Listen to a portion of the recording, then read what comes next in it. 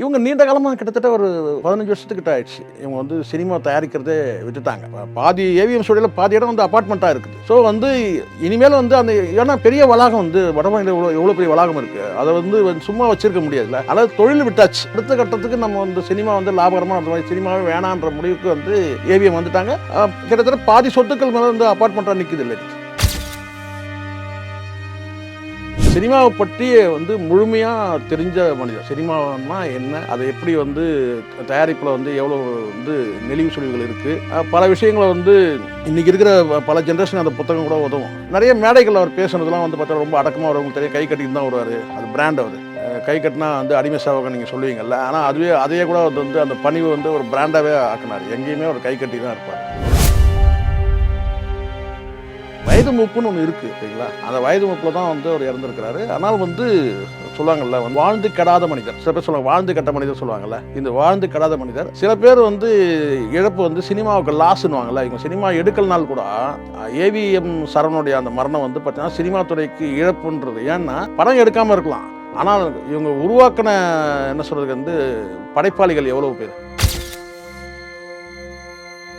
எஜமான் ஷூட்டிங் வந்து மைசூரில், கர்நாடகா சைடில் மைசூரில் வந்து அங்கே உள்ள தண்ணி வந்து ரஜினிகாந்த் அவர்களுக்கு வந்து அந்த தண்ணி, அதான் அங்கே இருந்த தண்ணி வசதி ஏதோ ப்ராப்ளம், பிரச்சனை. அது என்னன்றது டீட்டெயிலாக தண்ணி விஷயம். தண்ணி பார்க்காது, ரஜினிகாந்த் பார்க்காத தண்ணி கிடையாதுங்க. நீங்கள் சொல்கிறது அந்த தண்ணி. நான் சொல்கிறது கேட்டினா அந்த தண்ணியில் குளிச்சா ஏதாவது கோல்டு ஆச்சுன்னா வந்து ஷெடியூல் வந்து கட்டு போயிடும், இல்லை ஏதாவது ஆகிடும் இல்லையா. அதனால் என்ன செஞ்சேன்னு கேட்டினா, இங்கேருந்து சென்னையிலேருந்து ஒரு வழக்கமாக வந்து குளிக்கிற தண்ணி இருக்குது இல்லையா, அவர் மெட்ரோ வாட்டரில் குளிப்பாரான்னு தெரியாது. இங்கே ஆர்ஓ வாட்டர் இங்கேருந்து வந்து பார்த்திங்கன்னா வந்து தண்ணியை வந்து எங்கே கொண்டு போனாங்க, பெங்களூர் கொண்டு போனாங்க லாரியில்.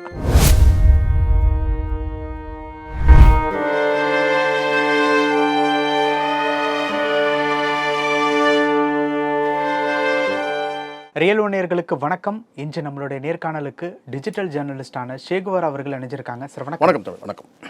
ஏவிஎம் சரவணன் காலம் ஆயிருக்காங்க. 86 வயது.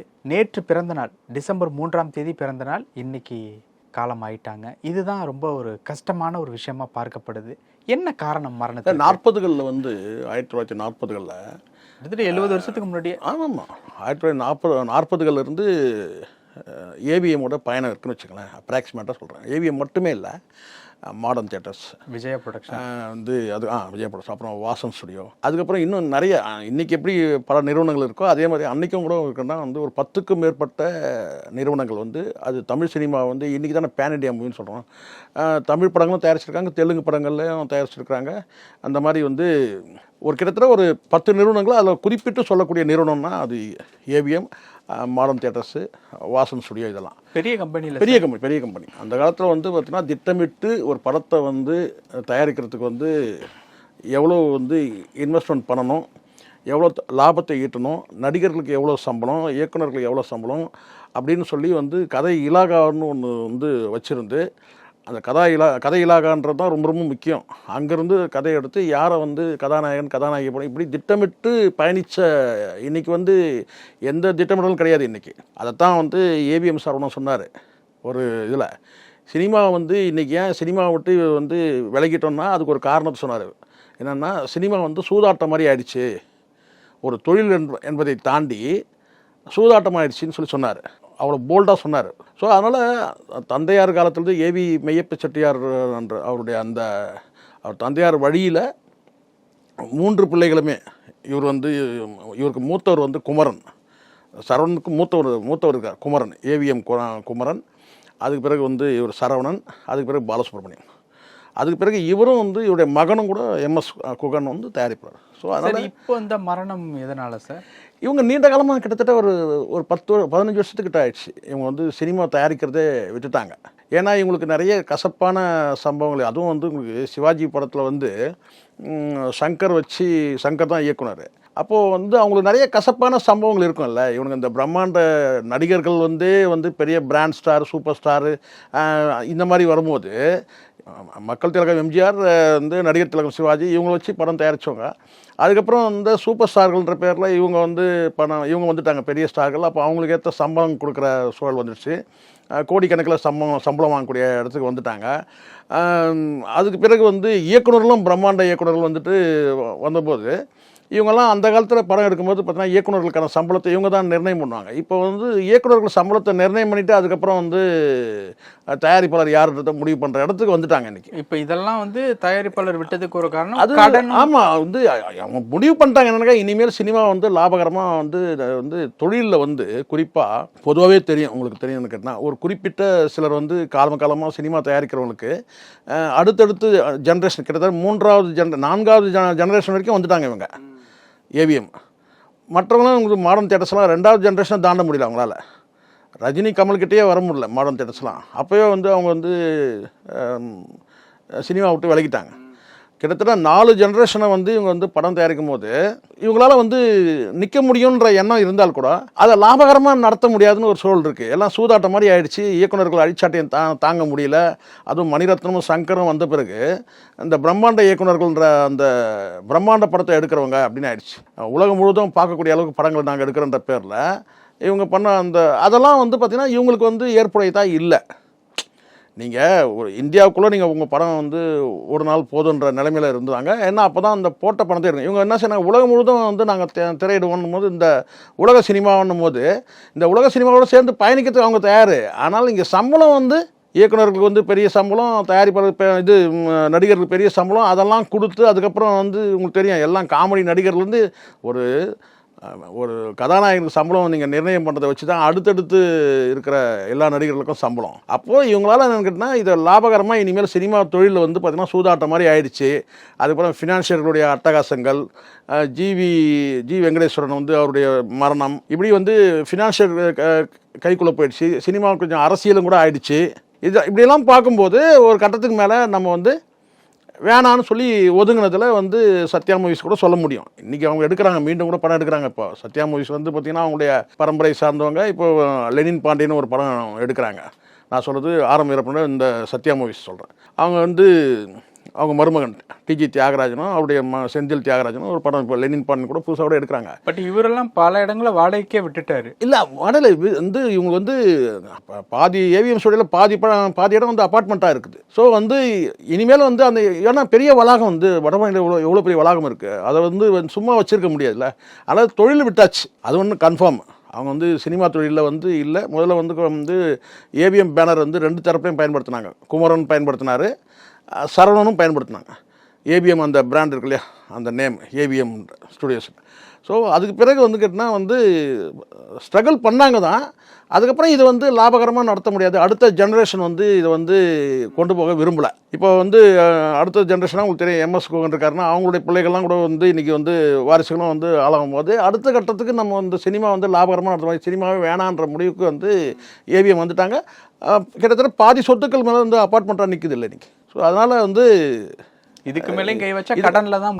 ஆமாம் பல பேர் வந்து அதுதான் நான் உதாரணம் சொல்கிறேன். பல பேர் நஷ்டம் அடைஞ்சு வந்து இன்றைக்கி இருக்கிற உங்களுக்கு தெரியுமே, இந்த இயக்குநர்கள் அழிச்சாட்டியம் ஆரம்பித்த பிரம்மாண்ட இயக்குநர்கள் வந்த பிறகு பல பேர் வந்து தயாரிப்பாளர்லாம் பிச்சை எடுத்துட்டு இருக்கிறாங்கல்ல. அந்த காலத்தில் இவங்க சொத்துக்கள் நிறைய இருந்ததுனால, சுற்றி இருந்ததுனால இந்த வலசரவாக்கம், இந்த போர் இந்த பக்கம் நான் சொல்கிறது இந்த வடபழனி பகுதியில் பெரிய சொத்துக்கள் இருக்கும்போது எதுக்கு வந்து நம்ம வந்து இனிமேல் வந்து ஏன்னா பல தியேட்டர்கள் வந்து அப்பார்ட்மெண்ட் ஆகிடுச்சு. ஆனந்த் தியேட்டர் அப்பார்ட்மெண்ட் ஆகிடுச்சு, இன்னும் பல தியேட்டர் இன்னும் வந்து அப்பார்ட்மெண்ட். அப்போ சினிமா தொழில்ன்றது வந்து இனிமேல் வந்து நம்ம வந்து லாபகரமாக நடத்த முடியாது அப்படின்ற ஒரு கட்டத்தில் வந்து சினிமா தொழிலை விட்டு கிட்டத்தட்ட ஒரு 15 வருஷம் ஆயிடுச்சு. ஆனால் ஏவிஎம்னா அந்த நேம் இருக்குது, அந்த பிராண்டு. ஒரு தடவை வந்து ஒரு மேடையில் கேட்கும்போது அவர்கிட்ட கேட்டபோது உங்களுக்கு வந்து இந்த திரைப்படத்துறையில் உங்களுடைய எப்படி நீங்கள் வந்தீங்க போனீங்கன்னு சொல்லி கேட்கும்போது அப்போ சொல்கிறார் அவர், இது மீன் குஞ்சுக்கு எப்படி நீந்த தெரியும்னு கேட்குற மாதிரி இருக்குது. எங்களுடைய பரம்பரையே வந்து எங்கள் அப்பா வந்து எல்லாருமே நாங்கள் வந்து சினிமா துறையில் இருக்கும்போது நீங்கள் கேட்குற கேள்வி வந்து மீன் குஞ்சுக்கு எப்படி நீந்த தெரியும்னு கேட்குற மாதிரி இருக்குன்னு கூட சொன்னார். நானும் சினிமாவும் கூட ஒரு புத்தகம் எழுதியிருக்காருன்னு நினைக்கிறேன். ஏதோ நானும் சினிமா ஏதோ ரொம்ப நாள் முன்னாடி படித்த ஞாபகம் இருக்குது. அதனால் வந்து சினிமாவை பற்றி வந்து முழுமையாக தெரிஞ்ச மனிதர். சினிமான்னா என்ன, அதை எப்படி வந்து தயாரிப்பில் வந்து எவ்வளோ வந்து நெளிவு சுழிவுகள் இருக்குது, பல விஷயங்களை வந்து இன்றைக்கி இருக்கிற பல ஜென்ரேஷன் அந்த புத்தகம் கூட உதவும். நான் ரொம்ப நாளுக்கு முன்னாடி படித்த ஒரு புத்தகம் அது. நானும் சினிமாவும் நானும் ஏதோ ஒன்று வரும். அது வந்து நிறைய மேடைகள் அவர் பேசுனதுலாம் வந்து பார்த்தா ரொம்ப அடக்கமாக வரவங்களுக்கு தெரியும், கை கட்டிட்டு தான் வருவார். அது பிராண்ட் அவர். கை கட்டினா வந்து அடிமை சேவகம் நீங்கள் சொல்லுவீங்கல்ல, ஆனால் அதையே கூட வந்து அந்த பணிவு வந்து ஒரு பிராண்டாகவே ஆக்கினார். எங்கேயுமே ஒரு கை கட்டி தான் இருப்பார். இப்போ இந்த மாதிரியான விஷயங்கள், வயது முதிர்வு இதெல்லாம் சேர்ந்து தான் இப்போ மரணத்திற்கு தள்ளி. ஏன்னா நேற்று வரைக்குமே பிறந்தநாள் கொண்டாட்டம் அதுதான் சார் சில நேரங்கள் அதுதான் டைம்ன்றது. விடை தெரியாத கேள்வி தானே மரணம் இல்லை. ஸோ அதனால் வந்து இந்த டைமில் அவருக்கு வந்து வயது மூப்புன்னு ஒன்று இருக்குது சரிங்களா. அந்த வயது மூப்பில் தான் வந்து அவர் இறந்துருக்கிறாரு. ஆனால் வந்து சொல்லுவாங்கள்ல வந்து வாழ்ந்து கெடாத மனிதர், சில பேர் சொல்லுவாங்க வாழ்ந்து கெட்ட மனிதர் சொல்லுவாங்கள்ல. இந்த வாழ்ந்து கெடாத மனிதர்.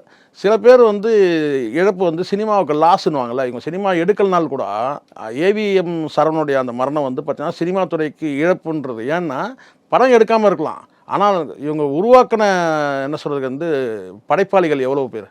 ஏவிஎம் நிறுவனம் உருவாக்கின படைப்பாளிகள் வந்து ஆயிரக்கணக்கான பேர் இருப்பாங்க. நிச்சயமாக நூற்றுக்கணக்கான பேர் இருக்க மாட்டாங்க, ஆயிரக்கணக்கான பேர் வந்து உருவாக்கின இடத்துல வந்து ஏவிஎம் பிராண்ட் ஒன்று இருக்குது. இன்னொரு விஷயம் என்ன அப்படின்னா, இப்போ இந்த ஏவிஎம் நிறுவனம் இவ்வளோ பெரிய ஒரு நிறுவனமாக இருக்குது, ஒரு காலத்தில் நல்லா ஒரு சம்பாரித்த ஒரு நிறுவனம் அப்படிங்கிறதெல்லாம் தாண்டி இப்போ இனிமேல் நம்ம வந்து படங்கள் தொட்டால் அது வந்து கடனில் தான் முடியும் அப்படிங்கிற ஒரு காரணத்தில் சார் அவங்களுக்கு சில விஷயங்களை வெளியில் சொல்லலாம் சார், சில விஷயங்களை வெளியில் சொல்ல முடியாது. ஒரே ஒரு சின்ன ஒரு விஷயம் நான் உங்களுக்கு சொல்கிறேன் கேளுங்க. இப்போது அவங்க வந்து ஒரு திட்டமிடல்னு ஒன்று இருக்குல்ல. இப்போ வந்து பிளான்லாம் கிடையவே கிடையாது. இன்றைக்கி வந்து சில நிறைய வந்து இயக்குனர் வந்து பார்த்தீங்கன்னா 6 மாதத்தில் படத்தை எடுக்கிறோன்னு சொல்லிட்டு 2 வருஷம் படம் எடுக்கிறான். 2 வருஷத்தில் கேட்டிங்கன்னா வந்து பார்த்தீங்கன்னா ஃபுட்டேஜ் வந்து பார்த்தீங்கன்னா கிட்டத்தட்ட வந்து ஒரு 6 மணி நேரம் 7 மணி நேரம் ஃபுட்டேஜை கையில் வச்சுக்கிறான். அந்த 6 மணி நேரம் ஃபுட்டேஜ் கேட்டிங்கன்னா பார்ட் 2 வந்து கட்டாயமாக எடுக்கக்கூடிய சூழலுக்கு வந்து தள்ளப்படுறாங்க. இவங்க வந்து அப்படி கிடையாது. இவங்க பிளான், இதுதான் வந்து கதை, இதுதான் வந்து ஷெடியூல் வந்து ஷூட்டிங் ஷெடியூல், அதை வந்து அந்த டைமில் வந்து முடிக்கணுன்றது ஒரு திட்டமிடல். அந்த திட்டமிடலுக்கு வந்து இன்றைக்கி இருக்கிற இயக்குநர்களும் நடிகர்களும் வந்து ஒத்து வர மாட்டாங்க. இது உண்மை. இது ஏன்னா அப்படி ஆகிட்டானுங்க சினிமாவே. சங்கர் வந்து மணிரத்னம் தமிழ் சினிமாவை நாசமாக்குனதில் மிகப்பெரிய பங்கு யாருக்கு இருக்குன்னு கேட்டிங்கன்னா வந்து சங்கருக்கும் இருக்குது, மணிரத்னத்துக்கும் இருக்குது. சரி, இவர் தயாரிப்பாளராக ரொம்ப அக்ரெசிவாக நடந்துக்க மாட்டாரா? அக்ரெசிவ் இல்லை, மேக்ஸிமம் வந்து வெல்ஃபேர் பார்க்கக்கூடிய நடிகர்களுக்கு. அது சின்ன ஒரு உதாரணம் சொல்கிறவங்க. எஜமான் ஷூட்டிங் வந்து மைசூர் இந்த கர்நாடகா சைடில் மைசூரில் அங்கே வந்து அங்கே உள்ள தண்ணி வந்து ரஜினிகாந்த் அவர்களுக்கு வந்து அந்த தண்ணி, அதான் அங்கே இருந்த தண்ணி வசதி ஏதோ பிரச்சனை. அது என்னன்றது டீட்டெயிலாக தானே பிறந்தாரு. தண்ணி பார்க்காது ரஜினிகாந்த், பார்க்காத தண்ணி கிடையாதுங்க. நீ சொல்கிறது அந்த தண்ணி, நான் சொல்கிறதுன்னு கேட்டினா அந்த தண்ணியில் குளிச்சா ஏதாவது கோல்டு ஆச்சுன்னா வந்து ஷெடியூல் வந்து கட்டு போயிடும், இல்லை ஏதாவது ஆகிடும் இல்லையா. அதனால் என்ன செஞ்சேன்னு கேட்டினா இங்கேருந்து சென்னையிலேருந்து ஒரு வழக்கமாக வந்து குளிக்கிற தண்ணி இருக்குது இல்லையா, அவர் மெட்ரோ வாட்டரில் குடிப்பாரான்னு தெரியாது. இங்கே ஆர்ஓ வாட்டர் இங்கேருந்து வந்து பார்த்திங்கன்னா வந்து தண்ணியை வந்து எங்கே கொண்டு போனாங்க, பெங்களூர் கொண்டு போனாங்க லாரியில். அதுக்கு டிரான்ஸ்போர்ட்டிங் சார்ஜஸ் எவ்வளோ ஆகும் இங்கே அந்த காலத்தில்? ஆமாம், அந்த காலம்னா எஜமான் படம் வந்து என்ன ஒரு 20 வருஷம் இருக்கலாம், 30 வருஷம் இருக்கு இல்லையா, அந்த டைமில் நான் சொல்கிறேன். ஸோ அதுதான் இந்த மாதிரி வந்து வெல்ஃபேர் பார்த்தவங்களும் இருக்காங்க.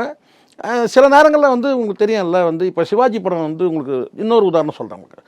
சிவாஜி படம் ஷூட்டிங் வந்து பார்த்திங்கன்னா ஒரு பெரிய வளாகத்துக்குள்ள அந்த ஃபைட் சீன் இருக்குல்ல, அந்த கார்கள் வந்து சேசிங் பண்ணக்கூடிய அந்த காட்சி சேஸ் பண்ணாங்க. அது கடைசியில் வந்து அந்த கிங்காங் வந்து வாய்க்குள்ளே அந்த கார் போகிற மாதிரி வருது. அது வெறிய எப்படி இருந்துச்சு அந்த சீன் வந்து பார்த்தீங்கன்னா, அது எங்கே ஷூட்டிங் எடுத்தாங்க தெரியுமா இருக்காச்சும்? சென்னையில். அதுவும் சென்னையில் எங்கே மையப்பகுதி, கிட்டத்தட்ட நார்த் மெட்ராஸும் மத்திய சென்னையும் வட சென்னையும் மிங்கிலாகிற இடத்துல ஐசிஎஃப் காம்பவுண்ட் இருக்குல்ல, இன்டெக்ரல் கோச் ஃபேக்டரி காம்பவுண்ட் இருக்கு. காம்பவுண்ட் மீன்ஸ் என்னென்னா பிளே கிரவுண்டு, ஸ்டேடியம். அந்த ஸ்டேடியத்துக்குள்ளே தான் வந்து கார்கள் கொண்டு வந்தாங்க. கிட்டத்தட்ட வந்து ஒரு 100கணக்கான காரை வந்து உள்ளே கொண்டு வந்து பார்க்கிங் பண்ணி அது வந்து பார்த்திங்கன்னா வந்து எப்படி அது செட்டு போட்டாங்கன்னா வந்து ஒரு பெரிய ஷாப்பிங் காம்ப்ளெக்ஸ் மாதிரி.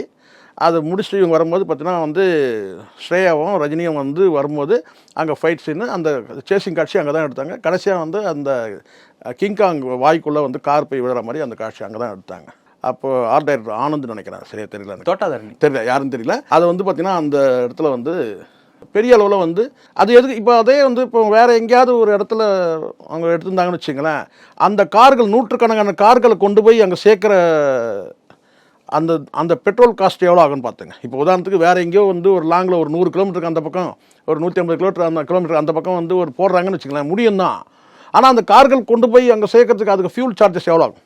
எல்லாம் அதுவும் டோப் பண்ணி கொண்டு போனாங்க. பல கார்கள் வந்து ஓடாத கண்டிஷன் இந்த கார், அது பல கார்கள் இருந்தது, அதை டோப் பண்ணி தான் கொண்டு வந்தாங்க கார் எல்லாத்தையும். அந்த கார் அத்தனையும் வந்து பார்க் பண்ணிவிட்டு நைட்டு நடக்கிற மாதிரி எடுத்தாங்க. ஏன்னா பகலில் எடுத்தாக்கா அந்த சேசிங் காட்சி எடுத்தாக்கா வந்து கார் ஓட்டக்காரெலாம் தெரிஞ்சிடும். ஸோ நைட்டில் வந்து பார்த்திங்கன்னா அந்த கார்கள் நிறுத்திட்டு எல்லாத்தையும் வந்து ஹெட்லைட் போட்டாங்கன்னா அந்த வெளிச்சம் அந்த இதில் தெரியாது, இது நல்ல காராக ஓடுற காராக ஓடாத காராக தெரியாது. அப்படி வந்து ஒரு கிட்டத்தட்ட 100கணக்கான கார் கொண்டு வந்து ஷூட் பண்ணாங்க. இதெல்லாம் நம்ம பார்த்ததுனால நான் சொல்கிறேன், நேரில் பார்த்தது சொல்கிறேன். ஸோ அதனால் வந்து அதுக்கு வந்து இங்கே ரயில்வே பெர்மிஷன் இதெல்லாம் வாங்கி தான் இங்கே சென்னைக்குள்ளேயே நடத்துனாங்க. ரஜினிகாந்தும் வந்துட்டு போகிறது ரொம்ப ஈஸி. பாய்ஸ் கார்டு வந்து ஐசிஐ போகிறதுக்கு எவ்வளோ நேரம் ஆகும், வெளிவாக்கம் போகிறது. அந்த மாதிரி செலவு சிக்கனங்களை வந்து கடைபிடிப்பாங்க. அதே சமயத்தில் வெல்ஃபேரும் கடைபிடிப்பாங்க.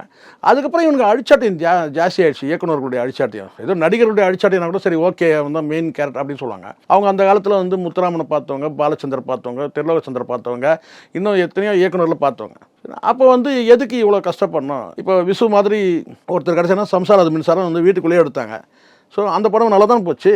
அந்த மாதிரி இந்த நடிகர்களுடைய சம்பளம், ரெண்டாவது வந்து பார்த்தீங்கன்னா இயக்குநர்களுடைய வந்து அந்த சம்பளம், இதெல்லாம் நாளுக்கு நாள் ஏறும்போது கேட்டால் எதுக்கு இந்த சினிமா வந்து எடுக்கணும். ஆனால் உண்மையிலேயே கண்டிப்பாக பெயின்ஃபுல்லாக இருந்திருக்கும். ஏன்னா சினிமாவை தவிர அவங்களுக்கு வேறு எதுவும் தெரியாது. அடுத்தது வேணால் ரியல் எஸ்டேட் வேணால் கற்றுக்கிட்டு இருப்பாங்க. ஏன்னா அவங்க லேண்டெல்லாம் விற்று இந்த அப்பார்ட்மெண்ட் கட்டினதுனால ரியல் எஸ்டேட்டில் வேணால் கொஞ்சம் அனுபவம் கிடச்சிடலாம். ஆனால் சினிமாவில் வந்து அவங்க ரொம்ப வந்து விரும்பி செய்த தொழில், அதை செய்ய முடியாமல் போனதில் கூட ஒரு வந்து பார்த்தீங்கன்னா வந்து மனக்கவலை அது கூட இருந்திருக்கலாம், மனக்கவலை இருந்திருக்கலாம். பட் மரணத்துக்கு காரணம் அது கிடையாது, வயது மூப்பு ஒரு காரணம். ஓகே. ஆனால் பிறந்த நாள் முடிச்சுட்டு அடுத்த நாளே இறந்துருக்காருங்கிறது கொஞ்சம் கவலையான ஒரு விஷயம். பிறந்த நாள்லே இருந்தவங்க கூட இருக்கிறாங்க சார், அதான் டைம் தான். பிறந்த நாளில் இருந்தவங்க இருக்கிறாங்க, திருமண நாளில் வந்து இறந்த நாள். இப்போ இந்த சுச்சுவேஷனை வச்சு பாருங்க, நேற்று அவருடைய பிறந்த நாள் அவங்க வீட்டில் உள்ளவங்களாம் ஒரு சின்ன ஒரு செலிப்ரேஷனில் இருப்பாங்க, இன்னைக்கு எப்படி இருப்பாங்க?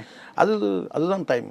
ரெண்டும் கலந்து. அது வாழ்க்கையில் ஒரு தத்துவத்தை சொல்லிட்டு போயிருக்காரு, சொல்லலாம் வேணாம். இறக்கும்போது கூட சரவணன் வந்து ஒரு தத்துவத்தை சொல்லிட்டு போயிருக்காரு. இன்பமும் துன்பமும் நிறைந்தது தான் வாழ்க்கை, நேற்றுக்கு இன்பமாக இருந்தோம், இன்றைக்கி துன்பத்தை அனுபவிக்கிறோம். இதில் ஒரு தத்துவம் இருக்குது. இறந்த பிறகு யாராவது தத்துவத்தை சொல்ல முடியுமா? அவங்க தான் பெரிய மனுஷனுங்க, அவங்க தான் தீர்க்கதரிசின்னுவாங்க. அந்த வகையில் வந்து ஏவிஎம் சரவணன் வந்து ஒரு மெசேஜ் சொல்லிட்டு தானே போயிருக்காரு.